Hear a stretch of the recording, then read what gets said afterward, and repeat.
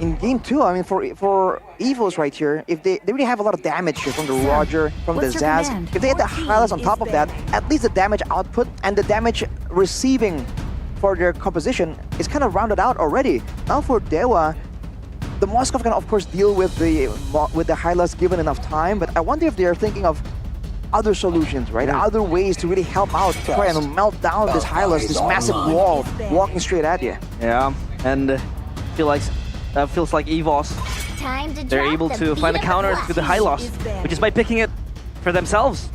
They ban out the Fanny and the Joy as well. One of the two of the best heroes for Ray to pick up as well. Very, very apt with the assassin. They ban out the Hanzo as well. Julian pick should be, right? They need to take Julian it away. in their hands. I mean, it's still up for grabs, so a lot of options for Evos to figure out. They do need an XP laner and a jungler. But again, this Roger can still be flexed, but Julian would be the icing on top. I agree. I think the Julian would also be a way for Dewa to actually try to shred down the Hylos, right? If you use the Enhanced Scythe and you lock him down together with the Moskov's damage, that should be enough to take the Hylos down. Depends on how ahead he is, obviously, right? Hylos is quite unkillable. There are memes circulating around the world right now. I saw one on Reddit. Like, there was a picture of just Hylos, and then the description was, Hylos after getting shot at for like 5 minutes. He just stands there, nothing changes. Yeah, this hero is unkillable. They go win. It's so tanky, and they pick up the Guinevere. What is the thought process of this Guinevere, Raj? Well, they have a lot of single target damage. I guess they want just more playmaking, because the Hylas can of course engage, but against this composition from the side of Dewa here, with the stuns, with the Terrifier from the Valentina, the knockback with the Spear of Misery from the Moskov as well, they want to have something that can engage almost directly. But the X-Borg I was about to get to, against tanky heroes, the X-Borg has always been a great solution. It does true damage, so it can be a solution for the Hylas, but I feel like this can only really work out if Dewa can kind of keep the fight at bay. If they start to get overrun completely, then the X-Borg can just get ignored in the back. And it does damage, but over time. Never really burst damage. Yeah, there was a comment from Jume as well in the halftime. Oh, wow. He was still confident with the win against Evos, but that was still the first game because he said that Evos still has that quality as they round out the draft with the Claude as well to close out the drafting phase. Initial thoughts on this pick, of course, for the Claude against the Moskov. I feel like that's kind of like a 50-50 lane, but for the Roger will be flexed into the jungle, but Ray again will be able to get that Julian in his own hands in the jungle. Look, it's funny how it kind of flipped over. Right now it's a Claude against the Moskov, but with different players. So we'll see if Doma, I mean, man, if Doma loses in this matchup time, that's the bad luck, man. I know it's the first game and all for Evos in the season, but still, it has to be a bit of a mental blow. Looking at the index, I believe earlier it was still also Evos who actually has the advantage. So if we're working with patterns right here, you gotta be a bit more concerned for Evos for sure. Will the White Tigers bite back? Or will the gods once again smite them down? Back on game number 2. The Land of Dawn, it is Evos Glory against Dewa United. To start things off, ladies and gentlemen, here in game number 2, it definitely feels like, for Evos at least, they have a better grasp on their game plan. They have a better grasp on the draft as well. They've got some solid win conditions to try to work around with. And meanwhile, for Dewa, I would say it's not bad either, right? I think for both of the compositions, this is way more 50-50 compared to game number 1, and this will truly rely on the execution. Well, looking at the composition for Dewa though, they have a great way of setting up for a fight right here. They can just really send Chorizo in the front. He's really hard to pick off with the Firaga armor, and there's always that last final slash playmaking that we saw being done by Lutfi. And look at the Litho, still secured by Dewa somehow in that engagement. So Annabelle made his way painstakingly to the Litho, but then he didn't get it. This means that Ray will have a bit of an advantage here in the clearing game, but look at Chorizo. Oh, forced to flicker out. Proper respect, though, from Chorizo as he walks up here. Then, of course, Annabelle to use that retribution. He might not be able to. Chorizo steals it away.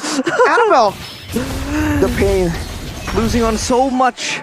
The Litho and then that jungle creep. The gold crab. Yeah, that XP crab.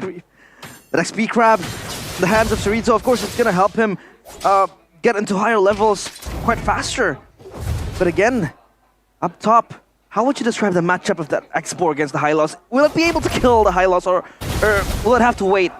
But we have to. But it kind of shows that we're back in the game after quite some wait. As we flip back to Cerrito, Hijume already able to control the jungle and the turtle in the hands of Ray. So Dewa with that early advantage, 500, 600 gold.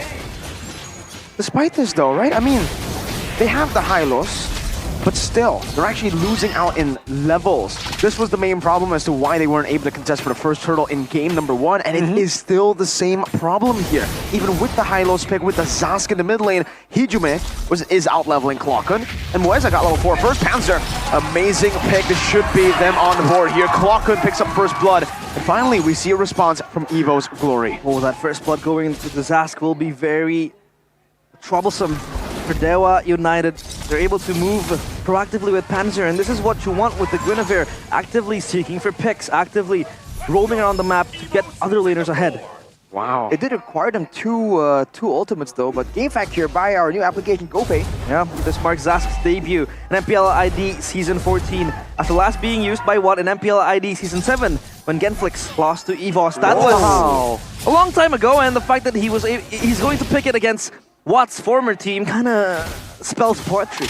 Yeah, I mean, it's definitely poetic there. Season 7 was a wild time for the gold lane, man. We saw Yu Zhong in the gold lane, Farsa. Zeta. We saw Lunox, Harith, Hayabusa. Farsa as well. Farsa, and obviously we saw the Zas too. Didn't work out for them, but hey, we did see it. A wild time for the gold lane. And then Marksman came about. I think it's Season 8. What a throwback for Mirko there. It was your first season casting as well. Yeah, So yours first season too.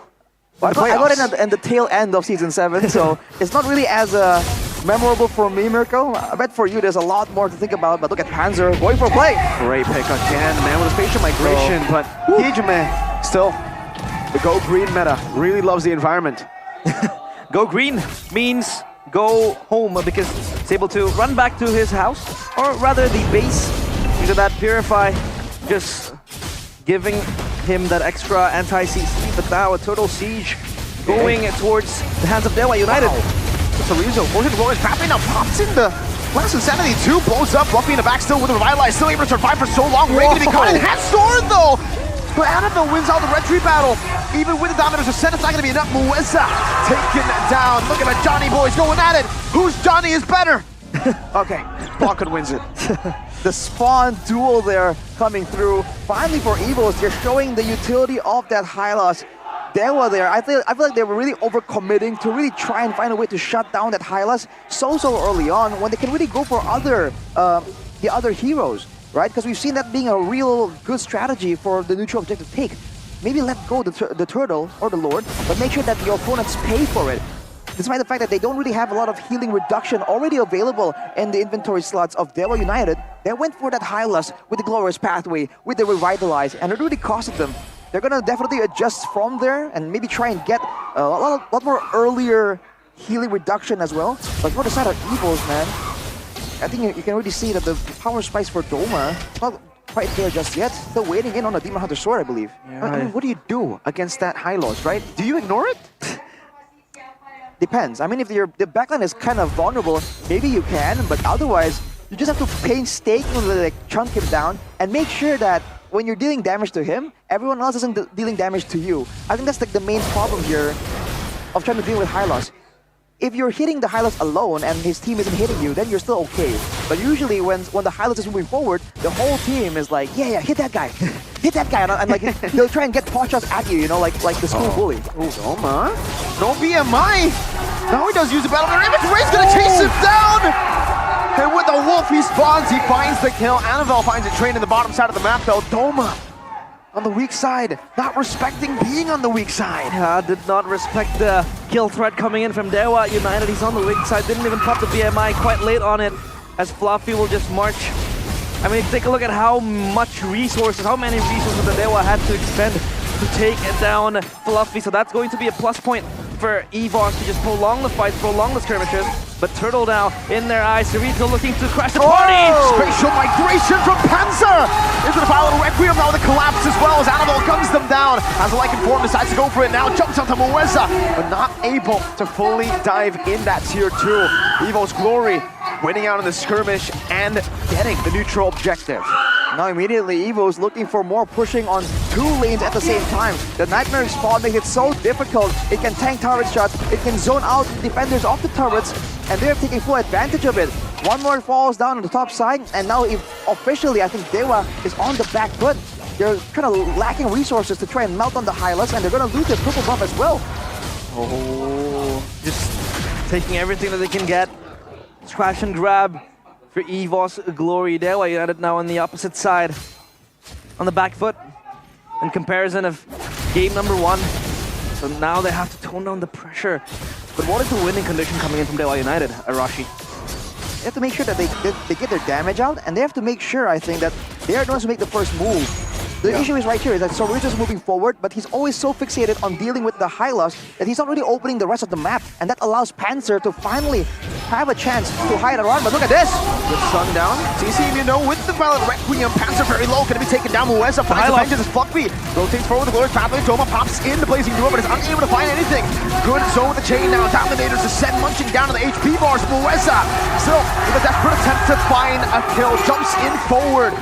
And he will be taken down. It'll be the roamer for the roamer. Traded out. Whoa, so many layers from Evos Glory. You have the Glorious Pathway, a Hylos charging at you, and then you have Doma in the back just popping the Blazing Duo, and then you have Clocker with the ultimate. Who do you even target as Dewa United? I think right now you have to target Clocker, right? I mean, at the very least, even if you don't really get him out of the fight, you can kind of take down the Dominator's Descent.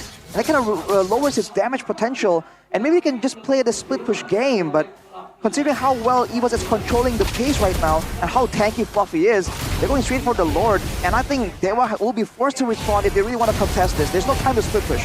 I second that. I mean, split push-wise, Dewa United does have that side lane potential, especially with Watt. He's pushing down bottom, trying to get a turret for himself, and then he can rejoin the fight with the Spear Destruction. Ooh. Oh, this Lord, just a taunt coming in from Evos Glory. They're yet to set their sights on this. Just a game of ping pong, push and pull, tug of war for both teams, as Watt is able to get that bottom turret for himself. Oh, Conceal, Mueza trying to go for Clocker, jumps over the damage is set. Soriza gonna be caught still, losing the Faraga armor. Mueza able to dodge away from the spatial migration. The Pogo Slash connects onto 3, including the clone. The chain plays down, Soriza able to flicker out to safety. Meanwhile, on the back line, it's still gonna be chased down. Hijime will be able to trade it out. It's 1 for 1. Both mid laners taken down, but with the Zask down, this gives Dewa a window of opportunity. One in the mid lane, clearing it out. Oh! As now it's going to be Fluffy and King John. Good to knock him up. Mueza jumps with the vengeance that has been resetted with the CC that was placed. But still, Doma handling the waves in the mid lane. Dewa, they have 4, and it's a 4v4 currently. No one wants to come in on the Lord. Oh, prolonged skirmish and a team fight as well, but they lost Clockun, but Clockun is back on the line of Dawn now, as well as Hijime. They'll sprint towards the Lord, still wanting to grab this huge objective. But for Dewa United, they're just waiting in the wings, not wanting to make the first initial engage coming in towards Evos Glory. I feel like this slow Lord Dance situation really favors Dewa, because we talked about this. Evos can really do a lot of damage with the X work, but only if Evos are willing to stand there and take it. As of right now, there's not really enough ways for them to really make the move, but look at that! No, they're going, spatial migration and the Violet Requiem just for the Faraga armor. Spear destruction connecting onto the back line now with the final stacks. Mueza unable to displace anyone. It's Annabelle who's as consistent as ever on the Retribution. Ray gets the chain to disengage and to give Watts an opening to escape. Evos Glory finding the neutral objective and 2 members on the board. Watt wasn't able to gun down the damage needed to get through the players of Evos Glory. They go home with all eyes on the Lord, getting 2 kills. And now they can work on the side lanes, just even push Dewa United far off the cliff. You know, a big factor right here is the fact that Sorito is actually relatively behind. He only has 2 items completed. He went for the War Axe first to get some more damage, some more utility, and then he went for the Brute Force Breastplate for the tankiness. So he hasn't really got any other items to help with the utility, like let's say the Ice Queen's Wand to try and slow down the members of Evos Glory, which is why they can just move forward here without really being bothered by quite anything. With the Lord marching in right now, with the Hyla still being that pesky front line, not a lot of ways for Dewa to defend this without at least losing several structures in the process. Annabelle having that endless battle in his hands. gives even much more tankier approach, more sustain. Ooh, Purify. Forced out. Another tier 2 in the mid lane and another tier 2 in the bottom lane, just through the minions alone. Watson Cerezo really trying to stop this Lord from actually crashing down, from baiting out the Holy Defense, but I think it's already been used up there. Still though, they will still be able to survive with just that first Lord. Again, with the changes of the Lord, it does make it easier to clear the first spawn Lord.